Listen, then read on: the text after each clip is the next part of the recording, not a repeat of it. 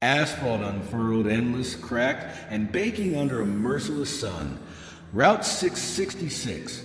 They called it a ribbon of black, cutting through the heart of nowhere. Heat shimmered, distorting the horizon. Silence hung heavy, broken only by the whine of John's beat-up Ford pickup. John gripped the steering wheel, knuckles white. His father, a man he barely knew, lay dying in some dusty Arizona hospital. A deathbed promised to be there to say goodbye. John, haunted by a lifetime of unspoken words, felt the weight of it all. A flicker of movement by the roadside, a figure, shrouded in shadow, thumb outstretched. John hesitated, a primal fear tingling down his spine. Something, perhaps guilt, spurred him on. He pulled over. The figure approached, swallowed by the sun's glare. The hitchhiker slid into the passenger seat, a woman, her face obscured by a wide-brimmed hat. She spoke, her voice a raspy whisper, thanking him. John felt a chill as her words were swallowed by the wind.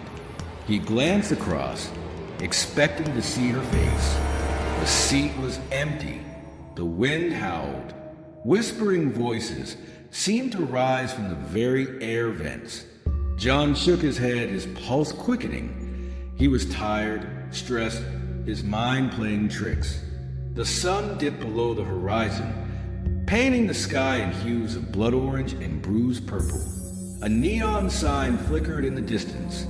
Rosie's Diner, open 24 hours. A beacon of warmth and light in the encroaching darkness.